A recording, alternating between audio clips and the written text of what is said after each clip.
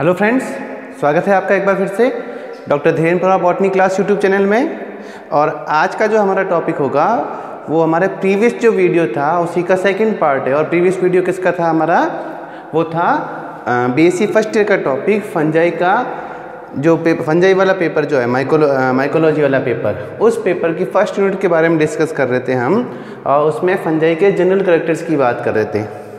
तो चूँकि ये टॉपिक काफ़ी बड़ा है टॉपिक है तो इसको अपन अलग अलग पार्ट में बनाएंगे। तो पहला पार्ट अपन पहले वीडियो में बता चुके हैं ना, इसी को अपन आगे कंटिन्यू करते हैं। किसको? फंजाई के जनरल कैरेक्टर्स को, ठीक है ना। तो फंजाई के जनरल कैरेक्टर अपन ने कहाँ तक पढ़ लिए थे? अपन ने पढ़ लिए थे फंजाई के जनरल कैरेक्टर, जिसमें अपन ने बताया था कि इसका इंट्रोडक्शन क्या है, फंजाई क्या है, इसकी खोज कैसे हुई, हिस्ट्री क्या थी इसकी, ठीक है ना, इसका आवाज़ क्या था, या फंजाई जो है वो फंजाई हैबिटेट के आधार पर कितने तरह की होती है, इसका थैलस ऑर्गेनाइजेशन अपन ने देखा था, डाइमॉर्फिज्म देखा था।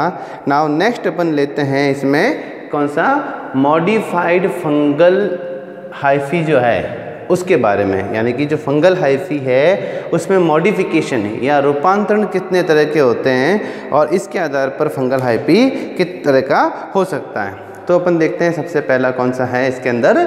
राइजोइड्स या मूलाभास, दोनों शब्द ले रहा हूँ। राइजोइड्स इंग्लिश में राइजोइड्स और हिंदी में मूलाभास।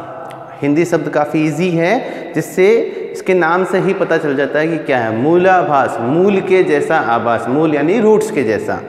अब अपन देखते हैं, क्योंकि ये थैलोफिटिक जीव है और फंजाई क्या है? थैलोफाइटा के अंतर्गत आती है। तो चूंकि इसके अंदर थैलोफाइटा है तो इसलिए ट्रू टिश्यू सिस्टम तो नहीं है इसके अंदर। तो फिर अपन कहेंगे रूट कैसे होगी? तो रूट नहीं बल्कि रूट के जैसे आभासी ऑर्गन है, इसलिए इसको मूलाभास बोलते हैं, आभासी मूल, ठीक है ना।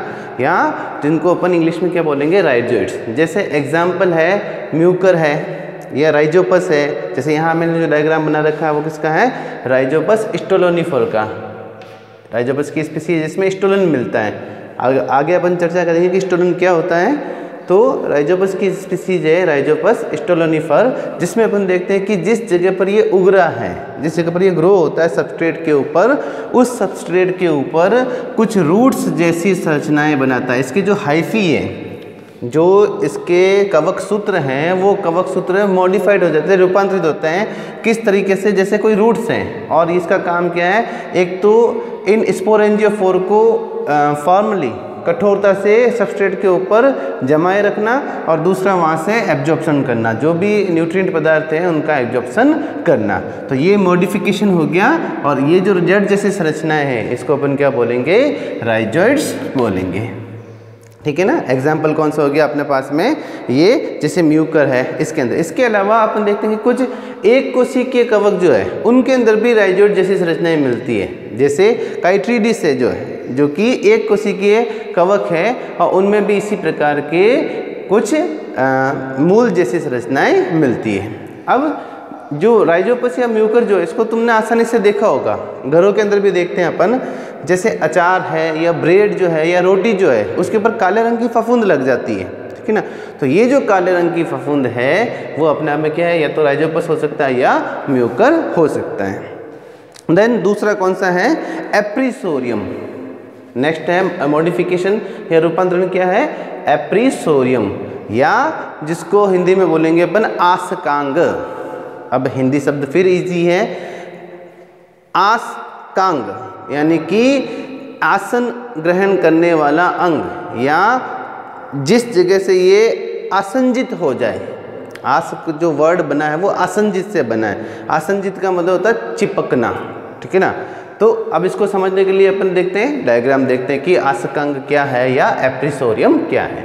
फिर देखते हैं कि जो फंजाई है वो अपने स्पोर जो है, वो स्पोर किसी होस्ट प्लांट के ऊपर जब आते हैं, किसी भी माध्यम से आते हैं, तो कुछ फंजाई के अंदर जो स्पोर है वो जर्मिनेशन के बाद में क्या बनाते हैं? एक जर्म ट्यूब। यहाँ देखो तुम, जैसे ये स्पोर है किसी फंजाई का, ठीक है ना।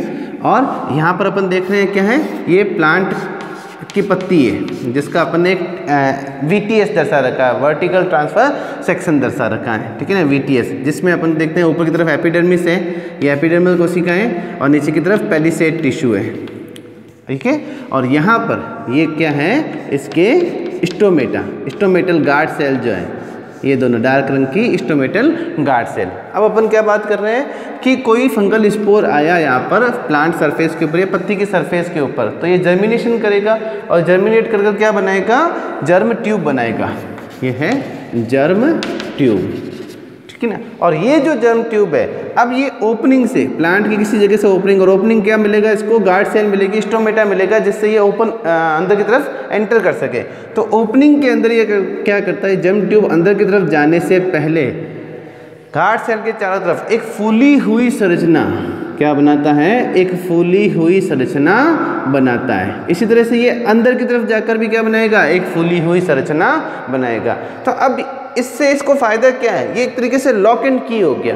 क्या हो गया, लॉक एंड की। अब एक बार जर्मिनेशन और एपिसोरियम बनाने के बाद ये इसके ऊपर आसंजित हो गया, यानी कि अब हवा के तेज झोंके से ये इससे हट नहीं सकता, या किसी और फिजिकल फैक्टर की वजह से क्या होगा, ये आसानी से इससे हट नहीं सकता। तो इस फूली हुई संरचना को ही हम क्या बोलते हैं, आसकांग या एप्रिसोरियम बोलते हैं। आसकांग या एप्रिसोरियम क्या है, हिंदी शब्द आसकांग, यानी आसंजित होने वाला अंग। आसंजित का मतलब चिपकना, ठीक है ना। तो इस जगह से क्या हो गया, एक तरीके से चिपक गया। क्यों, क्योंकि अब ये फूली हुई संरचना ऊपर की तरफ भी है, अंदर की तरफ इसको क्या बोलेंगे, फूली हुई संरचना को वेसाइकल बोलेंगे, ठीक है। तो ऐसी स्थिति में ये ना तो बाहर निकल सकता है ना अंदर खींच सकता है, यानी कि आसानी से क्या हो गया, यहाँ पर ये क्या हो गया, लॉक एंड की हो गया। अब इसका जो माइसीलियम है, ये जिसको हाइफी है, अंदर की तरफ ग्रोथ कर क्या बनाएगा, अंदर की तरफ जाल बनाएगा। फंगल जो प्लांट सेल है, उस प्लांट सेल के अंदर की तरफ माइसीलियम का निर्माण करेगा। तो इस फूली हुई संरचना को ही अपन क्या बोलेंगे, एप्रिसोरियम बोलेंगे या आसकांग बोलेंगे, ठीक है। देन नेक्स्ट हॉस्टोरिया, हिंदी में बोलते हैं अपन चूसकांग, चूसन करने वाला अंग, चूसकांग, या इंग्लिश में बोलेंगे हॉस्टोरिया। अब चूसकांग का मतलब क्या हो गया कि अच्छा पहले इसका अपन एग्जांपल दे देते हैं, किसका, एप्रिसोरियम का। जैसे एरिसाइफी जो है या पक्सीनिया जो है, इन दोनों के अंदर इस प्रकार के आसकांग कॉमन रूप से मिलते हैं। देन नेक्स्ट हो गया कौन सा, अपना हॉस्टोरिया की बात कर रहे थे, चूसकांग, चूसन करने वाला अंग। अब चूसन करने वाला अंग का क्या मतलब हुआ यहाँ पर, चूंकि फंजाई जो है वो जो भोजन ग्रहण करती है, वो किस तरह से ग्रहण करती है, एक्सोजिनस एंजाइम के द्वारा। यानी कि ये क्या करती है, बाहर की तरफ कुछ एंजाइम निकालती है, जिससे जटिल कार्बनिक पदार्थ सरल कार्बनिक पदार्थों में टूटते हैं, और फिर इनको ये एब्जॉर्ब कर लेता है, और अंदर की तरफ फिर एंडो एंजाइम जो इनको पाचित कर लेते हैं। तो इसको जो बाहर की तरफ से जो माध्यम के अंदर जो भी न्यूट्रिएंट मीडियम होगा, उसको चूसने के लिए क्या चाहिए, चूसकांग चाहिए। अब कुछ फंजाई के अंदर विशेष प्रकार के अंग, नॉर्मली तो क्या करते हैं, ये सेल सरफेस से ही क्या करते हैं, एब्जॉर्ब कर लेते हैं। लेकिन कुछ जो पैरासिटिक फंजाई हैं, वो पैरासिटिक फंजाई होस्ट सेल के अंदर जाकर विशेष प्रकार के अंगों का, अब यहाँ अंग का मतलब क्या हो गया, विशेष प्रकार की संरचनाओं का निर्माण कर रही है, फूली हुई संरचनाओं का। या अब ये संरचनाएं भी कई प्रकार की हो सकती है, जैसे फूली हुई नॉब लाइक स्ट्रक्चर, इस तरह से नॉब लाइक स्ट्रक्चर हो सकती है, या क्लब शेप स्ट्रक्चर, मुग्दर आकार की स्ट्रक्चर हो सकती है, या अंगुली आकार के, इस तरह से अंगुली आकार के स्ट्रक्चर हो सकती है। इन सभी स्ट्रक्चर्स को क्या बोलते हैं, जो होस्ट सेल के अंदर की तरफ होती है और न्यूट्रिएंट को एब्जॉर्ब करने का काम करती है, इन सभी को अपन क्या बोलेंगे, चूसकांग बोलेंगे। यहाँ एग्जाम्पल के तौर पर देखो एक बना रखा है, जैसे ये फंगल हाइफा है, ठीक है ना, सिंगुलर क्या होगा, हाइफा होगा। तो एक फंगल हाइफा है और ये प्लांट सेल, ये चारों तरफ क्या है, प्लांट सेल, अंदर की तरफ जाकर ये जो फंगल सेल के अंदर जाकर एक अंगुली नुमा आउटग्रोथ बना रहा है इस तरह की। तो ये जो आउटग्रोथ है, ये अपना आप में क्या है, हॉस्टोरिया है। ये अपना आप में क्या होगा, हॉस्टोरिया होगा, और ये इस सेल से न्यूट्रिएंट को एब्जॉर्ब करेगा। और अलग अलग स्पीसीज के अंदर अपन देखते हैं इसकी स्ट्रक्चर अलग हो सकती है, जैसे अभी बताया मैंने, नॉब लाइक स्ट्रक्चर हो सकती है, क्लब शेप स्ट्रक्चर हो सकती है, या फिम्ब्रिलर स्ट्रक्चर यानी कि अंगुली शेप स्ट्रक्चर हो सकती है इसकी। ये सभी क्या कहलाएंगी, स्ट्रक्चर हॉस्टोरिया कहलाएंगी, चूसकांग कहलाएगी। एग्जाम्पल है जैसे एल्ब्यूगो के अंदर, एल्ब्यूगो कैसा है, श्वेत कीट, जिसकी वजह से क्या होता है, श्वेत कीट रोग उत्पन्न होता है पादपों के अंदर। उसके अंदर नॉब लाइक हिस्टोरिया बनते हैं, प्लांट सेल के अंदर नॉब लाइक हिस्टोरिया बनते हैं। ठीक है, देन नेक्स्ट अपन देखते हैं कौन सा, हाइफल ट्रैप, या जिसको अपन बोलेंगे कवक सूत्र पाश। पाश का मतलब क्या होता है, हिंदी में बोलेंगे इसको पाश। पाश का मतलब होता है फंदा, है ना। जैसे यमराज के अंदर होता है ना, यमराज जी पाश लेकर घूमते हैं ना, जीवात्माओं को पकड़ने के लिए। तो इसी तरह से पाश का मतलब क्या होता है, फंदा। अब यहाँ पर क्या बात करें अपन, हाइफल ट्रैप या कवक सूत्र पास, यानी कि जो कवक है उनके माइसीलियम या उनके हाइफा के द्वारा बनने वाला एक ऐसा लूप लाइक स्ट्रक्चर या एक ऐसा फंदे लाइक स्ट्रक्चर जिसमें किन्हीं जीवों को फंसा सकते हैं, उनको क्या बोलेंगे, हाइफल ट्रैप बोलेंगे। अब यहाँ अपन इसको डिटेल में लेंगे कैसे, कि कुछ पैरासिटिक फंजाई ऐसी होती है, परजीवी फंजाई, जो मिट्टी में मिलने वाले निमेटोड जो हैं, निमेटोड क्या होते हैं, कीड़े होते हैं, छोटे कीड़े होते हैं, माइक्रोस्कोपिक कीड़े होते हैं, आसानी से अपन को सूक्ष्म आंखों से, नग्न आंखों से दिखाई नहीं देते, माइक्रोस्कोपिक कीड़े होते हैं छोटे, इनको अपन क्या बोलते हैं, निमेटोड्स बोलते हैं। तो इन निमेटोड्स को ये क्या करती हैं कि जो इनका हाइफी होता है, वो हाइफी का अगला सिरा या पार्श्व की तरफ से कुछ ऐसे हाइफा निकालते हैं जिनके अग्र सिरे जो होते हैं वो गोल आकार के या फंदे नुमा स्ट्रक्चर बन जाते हैं। जैसा फंदा होता है बिल्कुल फंदे नुमा स्ट्रक्चर बन जाती है। और जैसे ही कोई निमेटोड्स इसके अंदर निकलता है या इनके आसपास होता है तो ये चारों तरफ क्या बनाती रहती है, ये फंदे का जाल बना लेती है, जिससे ये निमेटोड्स इसके अंदर फंस जाते हैं। जैसे यहाँ डायग्राम में देखो, ये एक निमेटोड से एक कीड़ा है और इस कीड़े के चारों तरफ क्या बन जाएगा, फंगल ट्रैप बन जाएगा। ठीक है ना, फंगल हाइफी का जो है, हाइफी का पाश बन जाता है, जिससे ये इसमें फंस जाता है। और धीरे धीरे ये क्या करती है, एक्सोजन फंजाई जो है एक्सोजेनस एंजाइम के द्वारा इनको क्या करेगी, पाचित करेगी और फिर इनका एब्जॉर्प्शन कर लेगी, इनसे जो भी न्यूट्रिएंट पदार्थ हैं इनको चूस लेगी। तो अलग अलग जो फंजाई है उनके अंदर अपन देखते हैं कि कई प्रकार के ये ट्रैप जो है वो मिलता है। जैसे किसी फंजाई के अंदर अपन देखते हैं 3 सेल का ट्रैप मिलता है, किसी के अंदर जाल रूपी ट्रैप मिलता है, लेकिन सबका मकसद क्या है, जो छोटे निमेटोड्स हैं उन निमेटोड्स को पकड़ना या उनको फंसाना अपने जाल में। और बिल्कुल जस्ट लाइक मकड़ी कैसे करती है, अपने जाल में फंसा के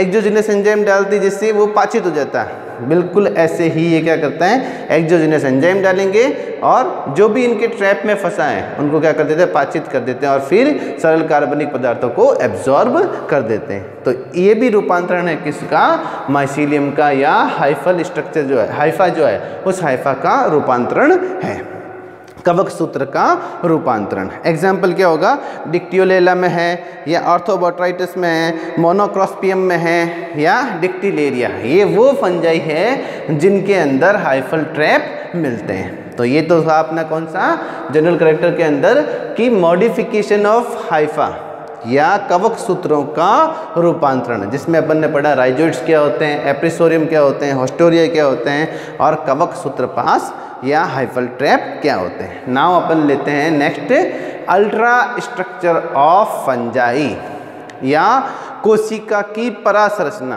कवक कोशिका की परासंरचना। अब परासंरचना से यह क्या मतलब है, ये अल्ट्रा स्ट्रक्चर का क्या मतलब है। एक तो अपन स्ट्रक्चर देखते हैं किसमें, संयुक्त सूक्ष्मदर्शी के अंदर, जहां हम ज़्यादा से ज़्यादा उसका कितना गुना बड़ा देख सकते हैं, डायग्राम 4000 गुना बड़ा डायग्राम देख सकते हैं। ठीक है ना, संयुक्त सूक्ष्मदर्शी के अंदर जो 40x का हाईएस्ट क्या होता है, नीचे की तरफ 40x का लेंस होता है और ऊपर की तरफ 10x या 20x, ठीक है ना, 10x या 5x का होता है। तो ऐसी स्थिति में हम 4000 गुना बड़ा ही उसका डायग्राम देख सकते हैं, लेकिन इससे हम उसकी डिटेल स्ट्रक्चर के बारे में पता नहीं लगा सकते किसी भी सेल की। तो उसके लिए हम क्या देखते हैं, इसका इलेक्ट्रॉन माइक्रोस्कोप से लिया हुआ चित्र जो है या इलेक्ट्रॉन माइक्रोस्कोप के द्वारा उसका क्या करते हैं, अपन अध्ययन करते हैं और इलेक्ट्रॉन माइक्रोस्कोप में हम उसका कई हजार गुना बड़ा डायग्राम या कई हजार गुना बड़ा करके उसको देख सकते हैं। इसीलिए इसको अपन क्या बोलते हैं, अल्ट्रा स्ट्रक्चर या परासंरचना कहते हैं। तो परासंरचना की बात करें फंजाई की, तो अपन सबसे पहले सबसे बाहर की जो कोशिकांग है और सबसे बाहर का क्या है, सेल वॉल या कोशिका भित्ति की बात करते हैं। अब क्लासिफिकेशन की दृष्टि से अपने लास्ट वीडियो के अंदर भी बताया था कि विटेकर ने जो 5 किंगडम सिस्टम बनाया था उसमें फंजाई को एक अलग किंगडम में रखा था। उस वक्त उन्होंने फंजाई को एक अलग किंगडम में रखा था, ठीक है ना। तो ये जो जितने भी किंगडम बनाए थे उनमें एक खासियत थी कि सेल वॉल के कंटेंट जो थे या कोशिका भित्ति के जो कंटेंट है वो एक इम्पॉर्टेंट की फैक्टर है जिसके द्वारा हम जीवों को क्लासिफाई कर सकते हैं। जैसे बैक्टीरिया की बात करिए, उसके सेल वॉल कंटेंट अलग होते हैं साइनोबैक्टीरिया के अंदर। इसी तरह से यहाँ बात करते हैं अपन फंजाई के अंदर, तो फंजाई की सेल के अंदर क्या होता है, काइटिन होता है। सेलुलोज और काइटिन दोनों हो सकते हैं। सेलुलोज भी विशेष प्रकार के, इसको अपन फंगल सेलुलोज बोलते हैं, ठीक है ना। और नेक्स्ट क्या है, काइटिन होता है। और ये जो काइटिन है ये N acetyl beta glucose amine जो है, N acetyl beta glucose amine का बहुलक होता है। कौन, ये जो काइटिन है। नॉर्मली काइटिन किस में मिलता है, अपन देखते हैं इंसेक्ट्स के अंदर मिलता है, ठीक है ना। जो ऊपर का कवच होता है वो काइटिन का बना होता है। तो अपन देख रहे हैं कि फंगस के अंदर भी जो सेल वॉल है उसके अंदर काइटिन मिलता है। इसके अलावा जो ऊमाइसीटीज वर्ग की सेवाल, ऊमाइसीटीज वर्ग की कवक जो है उसके अंदर अपन देखते हैं कि सेलुलोज मिलता है। सेलुलोज के साथ में उसके अंदर जो है वो हाइड्रोक्सीप्रोलिन जो है, वो हाइड्रोक्सीप्रोलिन नामक अमीनो एसिड भी मिलता है। ये ऊमाइसीटीज वर्ग का कैरेक्टरिस्टिक फीचर है। किसमें, जिसमें सेलुलोज और साथ में हाइड्रोक्सीप्रोलिन नामक का अमीनो एसिड इसके साथ में मिलता है, ठीक है। तो कोशिका भित्ति की अल्ट्रा स्ट्रक्चर में अपन देख रहे हैं कि जो फंजाई है उनके अंदर क्या मिलता है, काइटिन या सेलुलोज मिलता है। देन अपन देखें कि जो इनका रिजर्व्ड फूड मटेरियल है, वो रिजर्व्ड फूड मटेरियल क्या होता है इनका, रिजर्व्ड फूड होता है इसका ग्लूकोन। रिजर्व फूड मटेरियल के अंदर क्या होगा, ग्लूकोन रिजर्व फूड मटेरियल होगा फंजाई के अंदर। देन बात कर रहे हैं इनके किसके, प्रोटोप्लास्ट की या जीव द्रव्य की। प्रोटोप्लास्ट या जीव द्रव्य या प्लाज्मा मेम्ब्रेन, दोनों ही साथ में अपन पढ़ेंगे। सेल वॉल के नीचे की तरफ क्या है, प्लाज्मा मेम्ब्रेन। और ये प्लाज्मा मेम्ब्रेन एक नॉर्मल यूकैरियोटिक सेल के अकॉर्डिंग पीएलपी स्ट्रक्चर की होती है, प्रोटीन लिपिड प्रोटीन स्ट्रक्चर, यानी त्रिस्तरीय परत है किसकी, प्लाज्मा मेम्ब्रेन की। और जो इसका प्रोटोप्लाज्म है उस प्रोटोप्लाज्म के अंदर सभी प्रकार के कोशिकांग जो है वो मुक्त रूप से अपन देख रहे हैं कि इसके अंदर तैरते रहते हैं या मुक्त रूप से जमे हुए रहते हैं प्रोटोप्लास्ट के अंदर। देन ये जो प्रोटोप्लास्ट में, इस प्रोटोप्लास्ट के अंदर ये जो अंदर की तरफ जो प्लाज्मा मेम्ब्रेन है वो प्रोटोप्लास्ट की तरफ इनफोल्डेड होती है, जगह जगह से क्या होती है, इनफोल्डेड। इनफोल्डेड का मतलब अंदर की तरफ मुड़ी हुई रहती है जगह जगह से। और इन मुड़ी हुई संरचनाओं को क्या बोलते हैं, लोमासोम बोलते हैं। और ये जो लोमासोम्स है वो लोमासोम्स जो दूसरी यूकैरियोटिक सेल्स हैं हायर प्राणियों के अंदर, उसके अंदर जो गोल्जी एपरेटस है उस गोल्जी एपरेटस के जैसे ही ये वेसाइकल्स का निर्माण करती है, लोमासोम्स इनको बोलते हैं। देन सेल ऑर्गेनेल्स की बात करते हैं। कोशिका अंगक कौन कौन से होते हैं जो हमें अल्ट्रा स्ट्रक्चर के अंदर दिखाई देते हैं। माइटोकॉन्ड्रिया की सबसे पहले बात करें तो इसके अंदर जो माइटोकॉन्ड्रिया मिलते हैं फंजाई के अंदर, उनके अंदर जो क्रिस्टी है, जो माइटोकॉन्ड्रिया की क्रिस्टी होती है, माइटोकॉन्ड्रिया की स्ट्रक्चर आपने लोअर क्लास में पढ़ रखी होगी कि उसकी जो इनर सेल मेम्ब्रेन होती है वो अंदर की तरफ क्या होती है, इनफोल्डेड होती है, जिसको अपन क्रिस्टी बोलते हैं, ठीक है ना। तो ये जो माइटोकॉन्ड्रिया की क्रिस्टी है किसमें, फंजाई के अंदर, वो कैसी होती है, ट्यूबुलर क्रिस्टी होती है, नलिकाकार आकार की क्रिस्टी होती है। और कई सारे जो माइटोकॉन्ड्रिया है वो इनके अंदर मिलते हैं। एक ही सेल के अंदर कई सारे माइटोकॉन्ड्रिया मिलते हैं और ये माइटोकॉन्ड्रिया क्या करेंगे, कुछ ऊर्जा का उत्पादन करेंगे।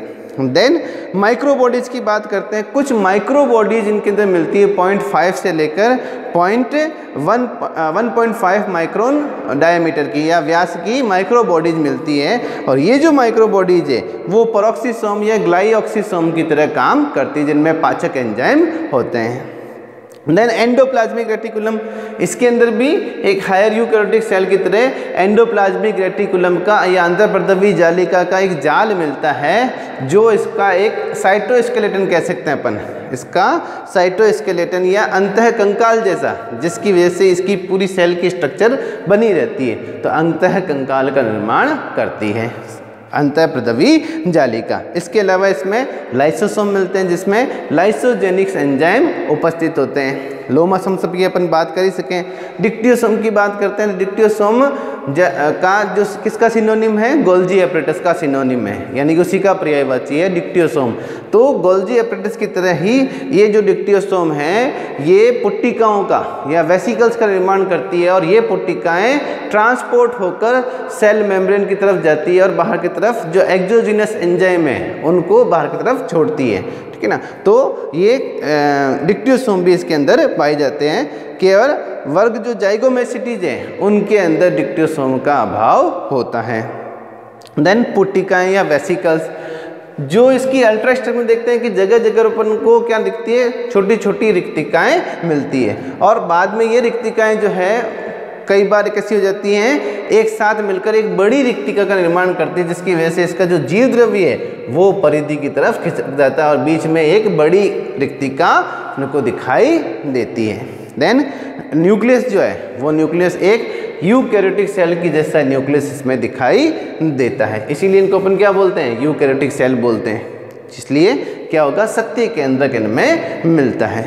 तो ये जो इसका अल्ट्रा स्ट्रक्चर है, ये अल्ट्रा स्ट्रक्चर कैसी है, एक टिपिकल, एक प्रारूपिक यूकैरियोटिक कोशिका की संरचना अपन को दिखाई देती है फंगल सेल के अंदर। देन नेक्स्ट लेते हैं अपन कौन सा, फंगल ग्रोथ या जो हाइफी है उस हाइफी की ग्रोथ कैसी होगी, उस हाइफी की वृद्धि कैसी होती है। जितनी भी फंजाई है उनके अंदर जो हाइफी है वो एक्रोपिटल मैनर के अंदर क्या करता है, ग्रोथ करता है। एक्रोपिटल या अग्र अभिसारी क्रम के अंदर, हिंदी में बोलेंगे उसको अग्र अभिसारी क्रम। अब अग्र अभिसारी क्रम का मतलब क्या हो गया, जिसमें सदैव लगातार नीचे की तरफ जो है वो कोशिकाएं बनती रहती हैं, ठीक है ना। इस तरह से यहाँ कोशिकाएं बनती रहेंगी। तो एक्रोपिटल मैनर के अंदर कैसा होगा, सबसे ऊपर की कोशिका जो होगी वो सदैव कैसी होगी, सबसे छोटी, और नीचे की तरफ कोशिका होगी वो सबसे बड़ी। इसको अपन बोलेंगे एक्रोपिटल मैनर बोलेंगे, ठीक है। इसी तरह से बेसिपिटल का मतलब क्या होता है, इसका उल्टा होता है बेसिपिटल का मतलब, जिसमें सबसे ऊपर की कोशिका सबसे मैच्योर और सबसे नीचे की कोशिका सबसे इमैच्योर होती है। इस तरह का मैनर होता है, तो वो तो कहलाता है बेसिपिटल मैनर। और एक्रोपिटल मैनर में सबसे ऊपर की कोशिका लगातार क्या बनती है, नई बनती रहती है, और नई बनती रहने की वजह से सदैव टिप कैसा होता है, इस तरह से टिप दिखाई देगा। तो फंगल हाइफी के अंदर एक्रोपिटल मैनर के अंदर सदैव क्या होती है, ग्रोथ होती है। और इसी जो ग्रोथ इसका सिरा है, जो अपाइसेज है, इसका एपेक्स जो है, इस एपेक्स के अंदर अपन को इलेक्ट्रॉन माइक्रोस्कोप के अंदर कुछ रंगीन संरचनाएं या कुछ कलर्ड या डार्क कलर की संरचना मिलती है, जिस वजह से ही इसकी लगातार क्या होती है, ग्रोथ होती है। और ये जो डार्क रंग का हिस्सा दिखाई देता है, गहरे रंग का हिस्सा, इसको अपन क्या बोलते हैं, इसका एक स्पेसिफिक नाम है स्पिट्जेन कॉर्पर। स्पिट्जेन कॉर्पर नाम इंपॉर्टेंट है, स्पिट्जेन कॉर्पर, स्पिट्जेन कॉर्पर। तो यहाँ पर एक क्वेश्चन भी बनता है, यहाँ आप देख रहे हैं जो एक नंबर का क्वेश्चन भी बनता है, या अपन जो देख रहे हैं कॉम्पिटिटिव एग्जाम के हिसाब से भी यहाँ पर क्वेश्चन बनता है कि स्पिट्जेन कॉर्पर क्या होती है। तो स्पिट्जेन कॉर्पर क्या है, वो माइक्रो बॉडीज जो ग्रोविंग अपेक्स का, जो फंजाई का ग्रोविंग अपेक्स है, जो वृद्धि करने वाला सिरा है, वहाँ पर गहरे रंग की स्ट्रक्चर दिखाई देती है और इसी से लगातार कोशिकाओं का निर्माण होता रहता है। तो ये जो गहरे रंग की संरचना है, इसी को अपन क्या बोलेंगे, स्पिट्जेन कॉर्पर बोलेंगे। तो ग्रोथ इसमें कैसी हो जाएगी, फंजाई सेल के अंदर जो ग्रोथ है वो ग्रोथ कैसी होगी, एक्रोपिटल या अग्र अभिसारी क्रम के अंदर ग्रोथ होगी। देन नेक्स्ट लेते हैं अपन न्यूट्रिशन या पोषण फंजाई।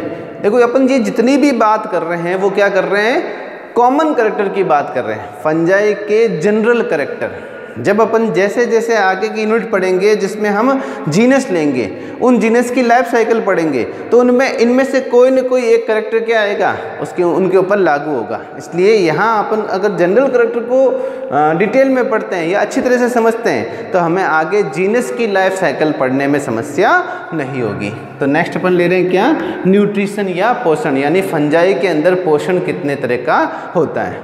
अब पोषण फंजाई के अंदर अपन देखते हैं कि 3 तरह का हो सकता है। कौन सा? पैरासिटिज्म, सेप्रोफिटिज्म और सिम्बायोटिक प्रकार का। तो पैरासिटिज्म यानी कि परजीवी प्रकार का, पैरासिटिज्म या परजीवी प्रकार का। अब परजीवी किसको बोलेंगे अपन? लास्ट वीडियो में भी अपन ने बताया था, एक तो हेट्रोट्रोफिज्म होता है विषम पोषिता, और एक होती है परपोषिता। विषम पोषिता का मतलब विषम पोषी भी अपना भोजन स्वयं नहीं बनाते, दूसरों से ग्रहण करते हैं, लेकिन वो किसी के ऊपर रोग उत्पन्न नहीं करते हैं, तो उसको तो अपन क्या बोलेंगे? हेट्रोट्रोफिज्म। और पैरासिटिज्म मतलब जो दूसरों से अपना पोषण प्राप्त कर ले, लेकिन उनके ऊपर या उनके अंदर, या तो उनके ऊपर रहेंगे या उसके अंदर। जैसे प्लांट के ऊपर रहे तो एपिजोइक, एपिफिटिक, और अंदर रहे तो एंडोफिटिक, ठीक है ना, और साथ में रोग भी उत्पन्न करते हैं, तो उसको अपन क्या बोलेंगे? परजीवी बोलेंगे। अब परजीविता के आधार पर भी अपन देखते हैं, इनको सब कैटेगराइज कर सकते हैं। और फंजाई सब कैटेगराइज कैसी होगी? दो तरह की होगी, एक ऑब्लिगेट पैरासाइट, एक फैकल्टेटिव सेप्रोफाइट। ऑब्लिगेट या जिसको अपन क्या बोलेंगे? ऑब्लिगेट का मतलब अविकल्पी परजीवी, हिंदी में इसको बोलेंगे अविकल्पी, जिसका कोई विकल्प नहीं है, जिसका और कोई विकल्प है ही नहीं। अविकल्पी परजीवी जो सदैव और सदैव कैसा होगा? परजीवी ही होगा। यानी कि अगर इसको अपना परपोषी नहीं मिले, अपना होस्ट नहीं मिले जिसके ऊपर ये रोग उत्पन्न करता है, तो ये जीवित नहीं रह सकता है। तो ऐसी सारी कवक क्या कहलाएगी? ऑब्लिगेट पैरासाइट कहलाएगी, अविकल्पी परजीवी कहलाएगी। जैसे स्क्लेरोस्पोरा ग्रामिनिकोला, टेफराइना, पक्सीनिया, ये सभी क्या है? अपने स्वयं के होस्ट के ऊपर ही रोग उत्पन्न कर सकती है, दूसरे के, या अगर उनको होस्ट नहीं मिलेगा तो ये लंबे समय तक जीवित नहीं रह सकती। तो इनको अपन कहेंगे ऑब्लिगेट पैरासाइट या अविकल्पी परजीवी। देन नेक्स्ट है फैकल्टेटिव सेप्रोफाइट या विकल्पी मृतोपजीवी। ओरिजिनली तो वो क्या है? परजीवी है, लेकिन साथ साथ में कैसा है? एक उसके पास में एक विकल्प किसका है? मृतोपजीविता का। यानी कि अगर उसको अपना होस्ट मिले, परपोषी मिले, तब तक तो वो क्या रहेगा?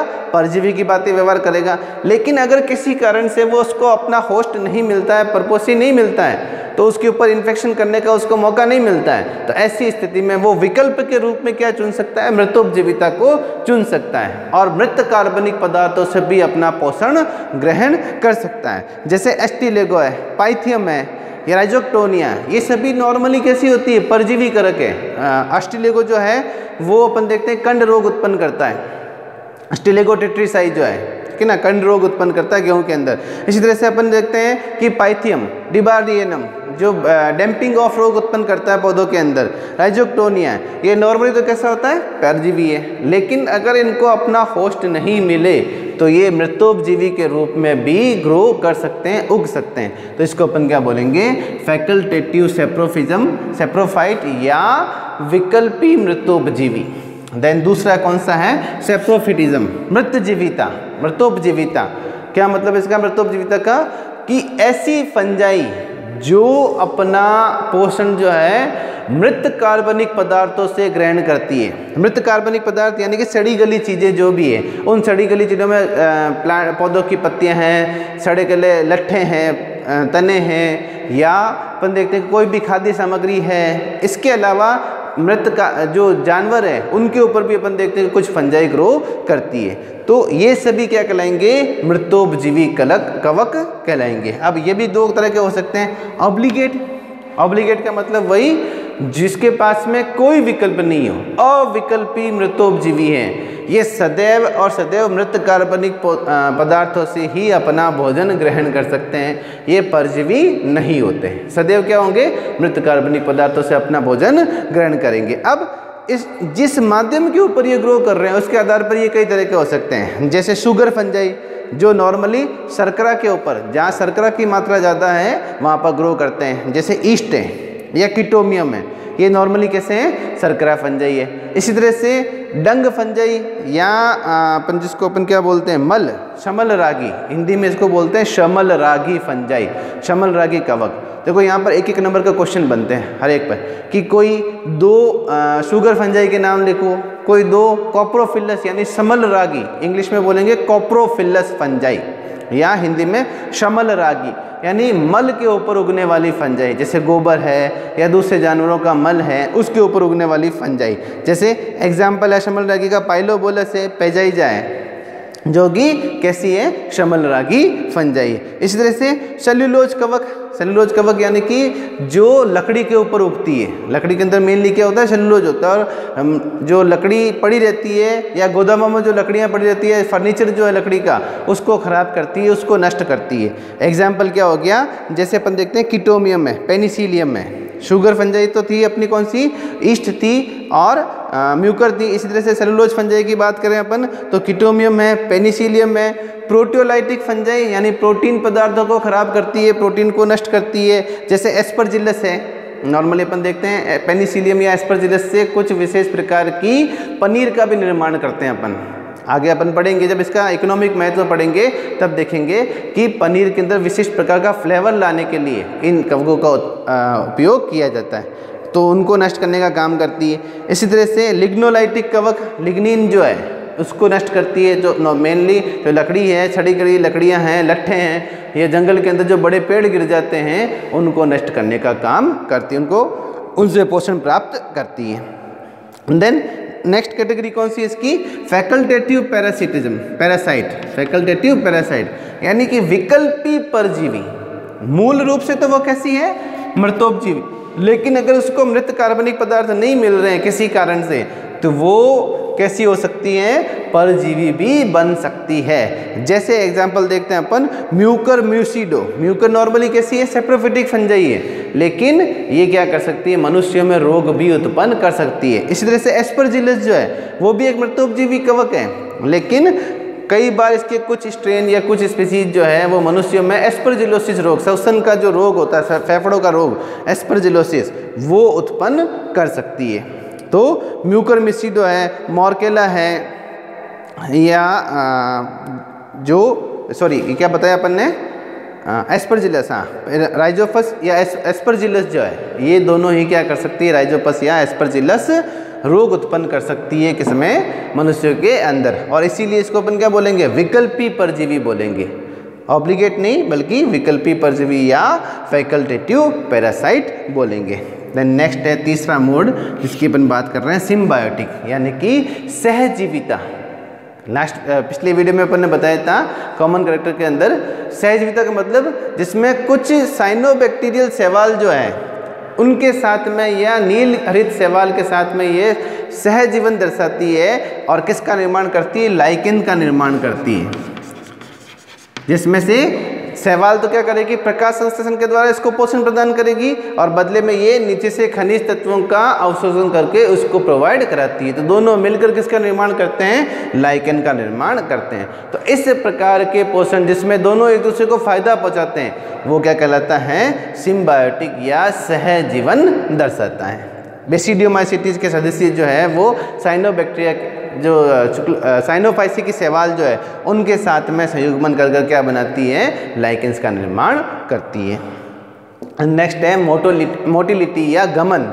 गमन किस तरह से हो सकता है, गमन के लिए अपन देखते हैं कि सामान्यतः इनके जो स्पोर्स होते हैं सेक्सुअल रिप्रोडक्शन के समय या एसेक्सुअल रिप्रोडक्शन के समय जो स्पोर लाइक संरचनाएं बनती है, उन स्पोर लाइक संरचनाओं में कसाबिकाएं बनती है जिनकी सहायता से ये मोटाइल होते हैं, गमन करते हैं। और ये जो कसाबिकाएं हैं, ये कसाबिकाएं भी दो तरीके की हो सकती है।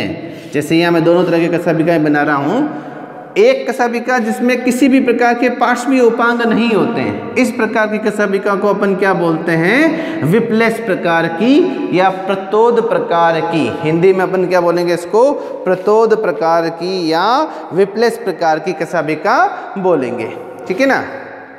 देन जिसके ऊपर किसी प्रकार के पार्श्वीय उपांग नहीं है।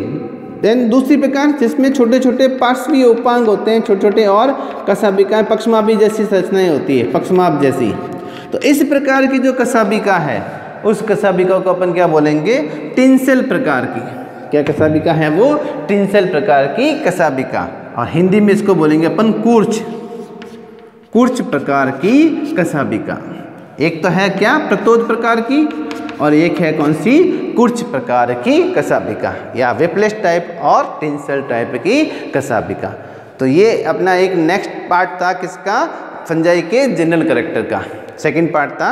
नेक्स्ट पार्ट में जो इसका तीसरा पार्ट बनाएंगे अपन, उस तीसरे पार्ट में अपन क्या लेंगे, इसके जो रिप्रोडक्शन है, उस रिप्रोडक्शन में भी एसेक्सुअल रिप्रोडक्शन जो है उसका पार्ट अपन लेंगे, और चौथे वीडियो के अंदर अपन इसके सेक्सुअल रिप्रोडक्शन का पार्ट लेंगे संजय के जनरल कैरेक्टर के अंदर। तो उम्मीद करता हूँ कि आपको ये काफ़ी पसंद आया होगा, अच्छे से समझ में आया होगा ये वीडियो। एक बार पुनः इसको बुक से पढ़िएगा इस टॉपिक को, और वीडियो देख कर समझिएगा तो आपको आसानी होगी। अगर आपको अच्छा लगा हो तो वीडियो को लाइक कीजिए, शेयर कीजिए, इसके ऊपर कमेंट्स लिखिए, ताकि हमें आपका जो फीडबैक है वो फीडबैक हमें मिलता रहे। धन्यवाद।